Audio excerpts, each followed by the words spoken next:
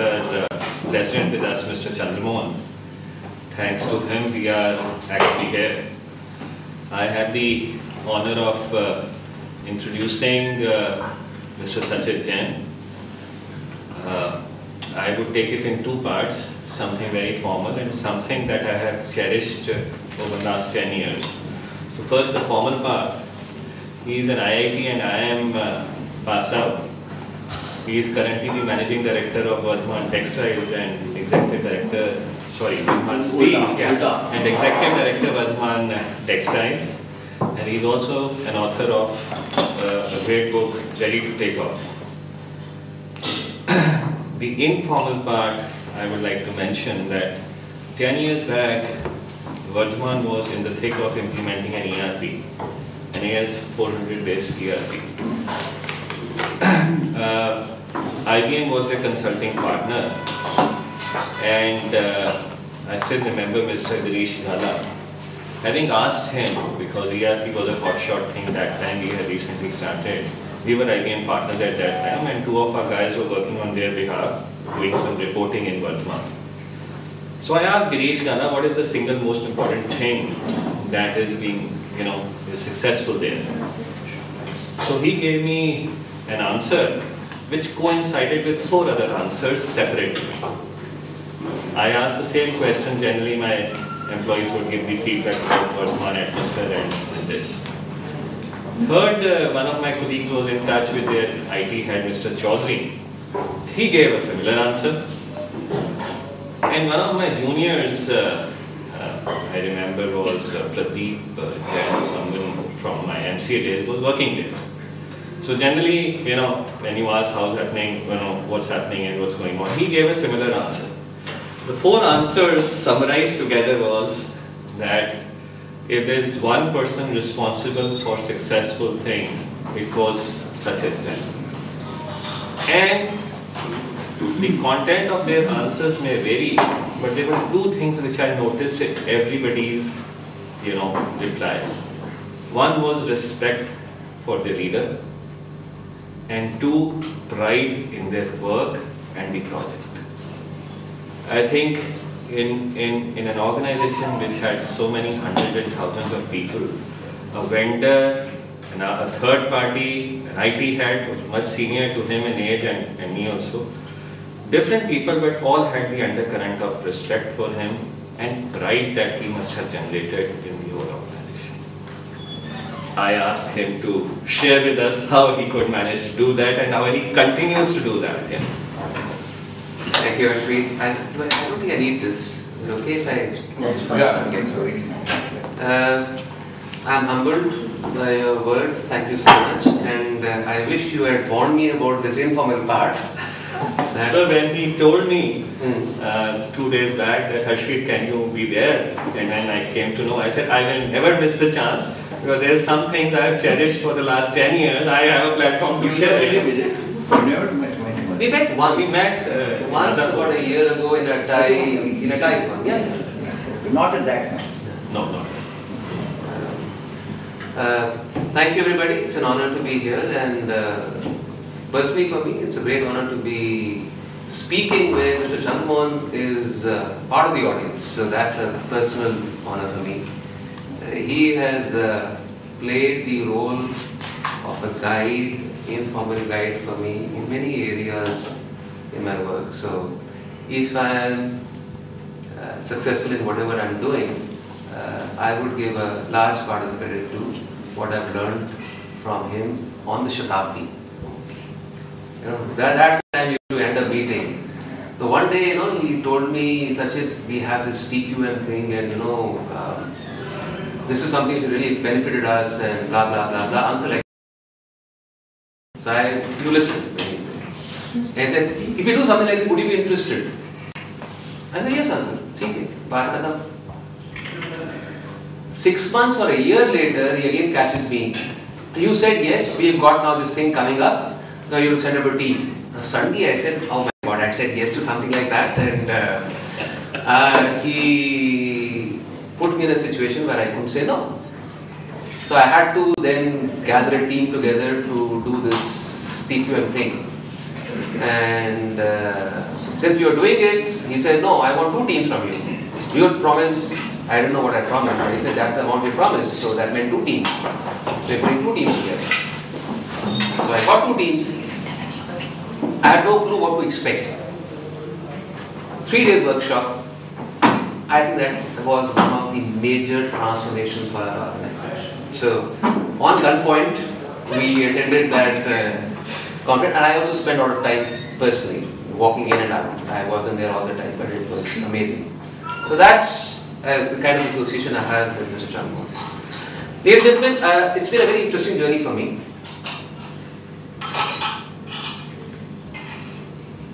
I never thought I would ever get into textile industry. Textile was the furthest from my mind. I was a hotshot gold medalist at Ahmedabad, Hindustan Weaver. That was my dream, got into Hindustan Weaver. So I was in Bihar and Odisha selling soap. I remember this incident once. I was in my training in North Bihar, Begusarai area. That was my training. You travel by trains. So one day I got on my train at a station. It was July, August. It was overcast sky. Some godforsaken station somewhere in Bihar. So I just wanted to drink water. So somebody was pumping from a hand pump. I took out, had water. Then somebody else came. I was pumping water. And I was saying the IIT Delhi engineer, electrical engineer. I'm Ahmedabad MBA. I'm at this godforsaken station somewhere, pumping water for people I don't know, in this beautiful overcast sky. It was an amazing feeling, different kind of feeling. So from Weavers, while I was in Weavers, I happened to get married to the only daughter of the chairman of Vardhaman. So I got chucked out of Weavers because of that, and I had to find a new job for myself, so I ended up in Vardhaman. And a new factory was coming up here in Baddi. I had never heard of Baddi. And I was very clear, if I join Vardhaman, I was very clear I will not join in the head office. That was the only thing I was clear about. What I will do in Vardhaman, I had no clue.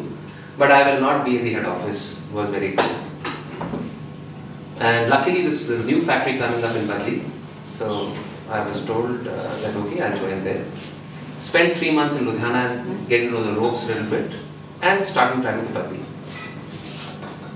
So here I was at the ripe old age, 24 and a half, with solid 1 year experience of selling soap, 32 crore rupees investment, textile. I had no clue of project management, no clue of textiles, no clue of handling workers, and I was in this position. And suddenly you're supposed to be the boss. How do you become the boss? Is a very big question. Also, because at that time it was not known that I'll be joining and so on, and where I'll be joining and so on. So there was already a professional team there. About 30-40 people were there, and a person had already been recruited to head the plant, a professional. Now suddenly I came in as a boss, so now I was going to be the head. That means that person who was the head, suddenly his position was not that secure in the organization. So I had also this feeling that there would be some resentment in the employees, that here's the owner's son-in-law who's come in, and because of him, एक हमारा professional भाई जो उस position में आ गया था, his position is now sidelined. So I was conscious of that. Anyway, I came to Baddi, Chandigarh, started having some meeting. So after the meeting, I would find at 1:30 or so, people would all disappear. I said, where are you all going? They said, we all go together to eat. So they would leave me, and all of them together would eat. They said, why leave me alone? So I also joined in. So for them it was a shock, because still, again, some of you who work in MNCs or who have worked in that kind of organization before becoming entrepreneurs, it's standard, you all eat together. Now, imagine a Ludhiana-based company, you are the owners. Okay, you may be a colleague kind of thing, but you're owners. You don't eat with everybody. So I said, let's eat together. So So it was a shock, but we started eating together. So we all would get tiffins from home, sit down together and eat. And that broke the ice quite a lot. Then we used to play games out there. I said, started a game. I said, anybody who talks about work during lunch will have to pay a 5 rupees fine. And we still had a nice collection going. So that's how we started bringing in informality. Then what I found, because those days I used to still come from Ludhiana, and those were terrorist times. We're talking about 90, November, December 90, Jan 91. I was under strict instructions from home that reach before dark. Now, reach Ludhiana before dark from Badli. So I would come one morning, leave at 5:30 in the morning in December, reach Badli, spend the night in Chandigarh, next day again Badli, and I was supposed to leave so that I reach back before dark. I could never leave before 6:30. So when I was on the roads, and I used to like to drive, I have a new car, there's a gadi, my father had a Maruti 800, now suddenly I had a Contessa car, and I was new at driving, I wanted to drive. I did not know a gear below 5th gear. So straight, the car on 5th gear, I said, any terrorist comes, I'll just mow him over. So I would not stop. And the roads used to be absolutely empty. I would not come across a single person. The only guy on the road had traveled car probably 120. And that's how I used to reach to that.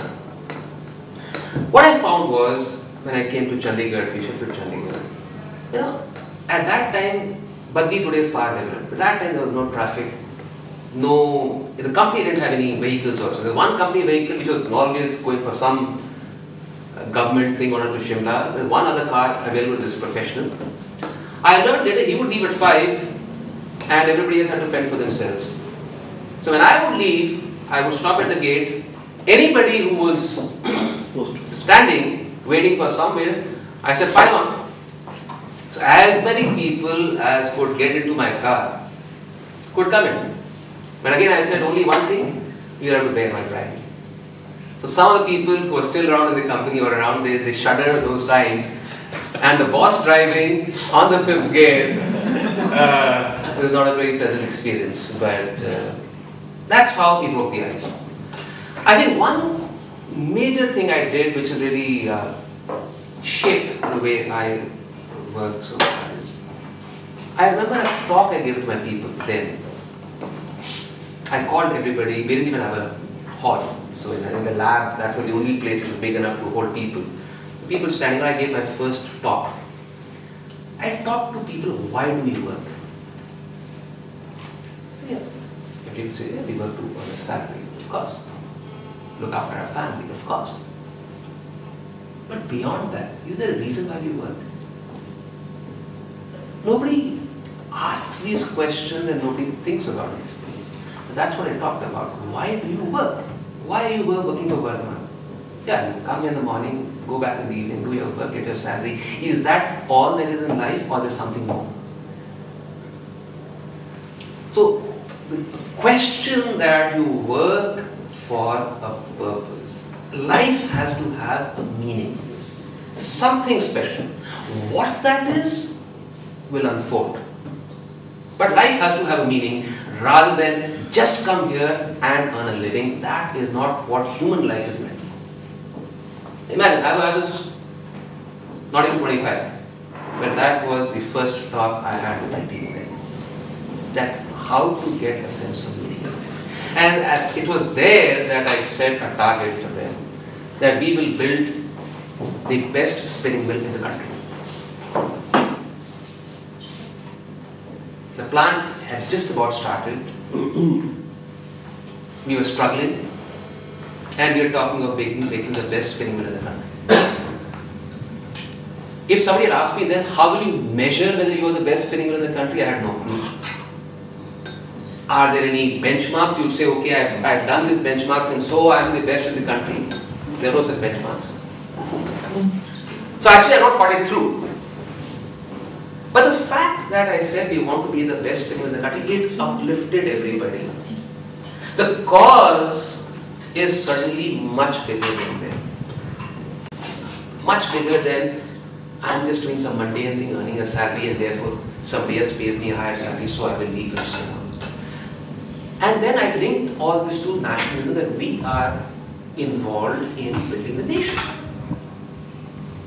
Now you are running one small factory and you are saying we are talking about nation building. Yes.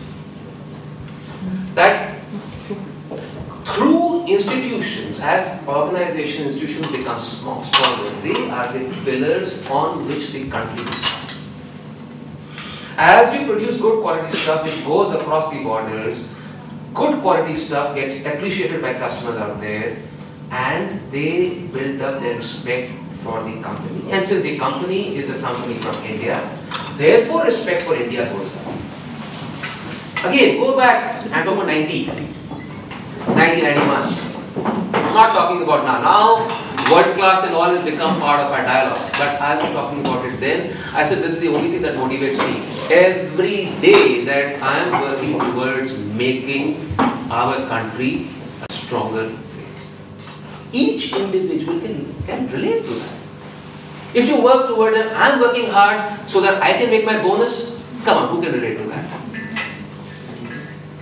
Or as an owner you say, I am working hard and you work hard so that I make more money. How can anybody relate to that? But if we are all working towards building a world-class organization, making the country proud, I think each one of us can relate to that. Yes. So this is the key thing that I could talk about. And what I'm talking today is going to be unconnected. So I'll jump from one to another. I'll just share some snippets, some thought processes, and then we will leave it to more question answers. Another big thing that we did was, again go back there. If some of you who studied business in the 80s, late 80s, what was the general theme at that time? Indian workers are lazy. Productivity is bad. Those were the time Data Saman strike in Bombay, telco strike. You know, all these things that happened, the thought process then was Indian politics bad, Indian workers are lazy, Indian workers are non-productive, it is very difficult to do anything in India. That was the thought process then. And I came in, just tea, no milk, no sugar. And I said, I believe Indian workers are good. So with no experience with workers, everyone around me telling me Indian workers are bad, I said Indian workers are good. Everybody said they are bad. I said that is also correct. So how do you balance two? It's a paradox. I'm saying in one tone Indian workers are bad, agree. I'm also saying Indian workers are good. How do you explain the paradox? So why did I say, what was my logic that Indian workers are good? One, how do you describe it? If you describe an Indian worker, I'm not about the highly educated workers, I'm talking about a normal worker. Textile industry would have that kind of worker. Class 8th pass, 6th pass, studied in some village in Bihar, UP, East UP. Am I right? Worked in farms. Anybody who's worked in farms, is it easy work or difficult work? Somebody who's worked on a farm, that's difficult work. He's a hard-working person. He is not a lazy person. Second, are they God-fearing or are they agnostic or they are atheist? Okay? No, that's the assumption. I'm stereotyping, but that's what most of them would be. God-fearing. Are they used to authority or scared of authority? Used. And scared. Scared. Absolutely scared. If people like authority come, you will handle authority. For a worker, a small policeman is no? Patwari, village Patwari and Singh is like God. Yes. Yeah, they are scared of authority. They have been suppressed for generations. This is the kind of worker who's come. How can he be a lazy, bad worker? That was my logic. But you read literature, business literature, you see the experiences, you see workers are bad, which is also correct. So I said the problem is, worker, raw material is good, bad managers, turn that good raw material into bad workers. Therefore, I said, we will take only fresh workers who have not been contaminated by bad managers anywhere. And I said, this factory will run only on fresh workers. I will not take even a single trained worker, even from our own group. Because even our own group would have tainted managers who would have turned these good workers into bad workers. If people told me, Mr. Jain, you're being too naive, you can't run a textile mill like that. I was foolish, young and foolish. So I said, no, this is the way I want to do it. So we had only fresh workers. And it was a disaster. Every month, no productivity, breakdowns in machines. We had to teach these workers how to use latrines.